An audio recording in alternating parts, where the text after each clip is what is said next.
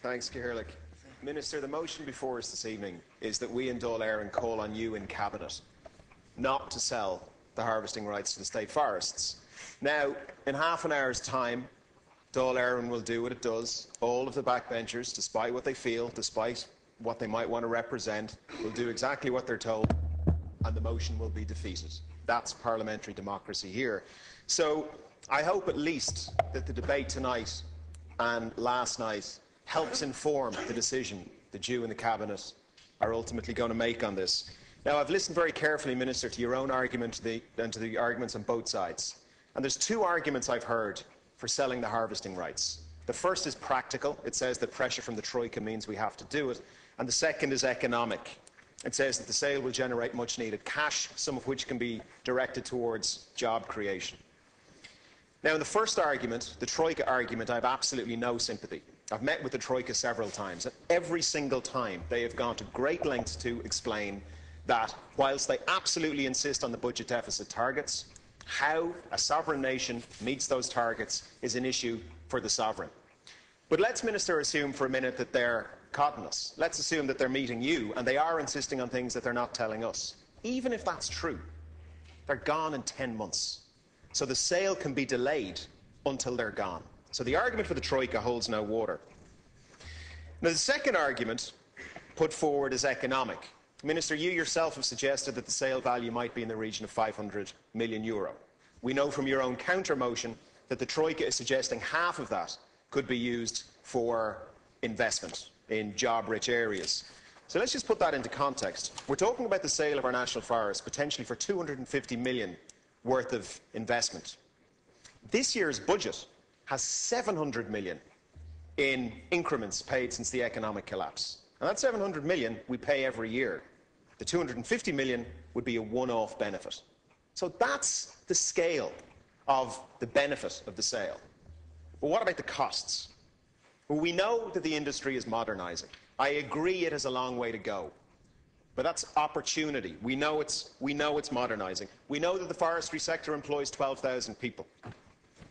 We know that the sale of the harvesting rights means that the state would forgo any future profits from Coillte. And we know that there are outstanding pension liabilities and debt liabilities which the state would still hold if it sold off the harvesting rights. We also know that the sawmill sector, employing 2,500 people, is reliant on a steady stream of high-quality product from Coillte to operate. We also know, as has been referenced by several deputies, Minister, that Peter Bacon's analysis suggests that the total cost to the state would be about €1.3 billion. So that's €1.3 billion in cost, offset against potentially €500 million, half of which we could do something useful with, the other half of which we'd be forced to use to write down banking debt. Now, Minister, Minister, the government has.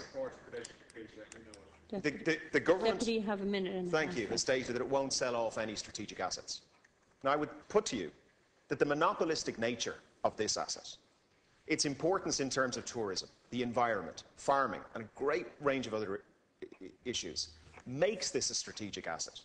Now, as you know, I don't have much of an ideological hold around the state owning all manner of factors of production. But I do think there is a very small number that any state should have. I believe, for example, we should hold water, and that there is no economic argument that trumps that. And I believe, Minister, that the same is true of our forests. And that, Minister, is why I signed this motion. I didn't sign it for economic reasons. To be honest, I don't care if you manage to sell the forests or the harvesting rights to the forests for €1 billion. I don't care if you manage to raise €2 billion. Now, Minister, I spoke to a government deputy a while back about this, and he said to me, Stephen, it's just a crop. And for him, it's just a crop, and I accept that. But it's not just a crop for me, and it's not just a crop for the people I represent. I grew up walking the mountains of Wicklow. And to the people of Wicklow, the national forests are not a crop. They're part of our identity. They're part of who we are. For me, listening to this debate is like listening to a debate on whether or not we should sell access to Achill Island. It's a preposterous debate that fundamentally misunderstands what the national forests mean to us. It is not an economic debate for the people of Wicklow. Thank you. And I imagine for people all over the country. Thank you, Deputy.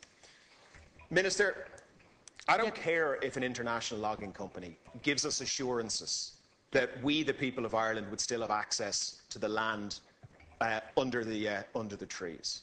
I don't care that they give us that assurance. I do care that we'd have to ask them for the assurance. Thank you. I do care that we would have to ask them for permission. So, Minister, you may or may not, as an Irish citizen, understand what the forests mean to the people I represent. And it doesn't, I'll finish on this, Coillte. It doesn't matter if you don't understand it. What matters is that you appreciate that there's many of us who do feel like that. Thank you.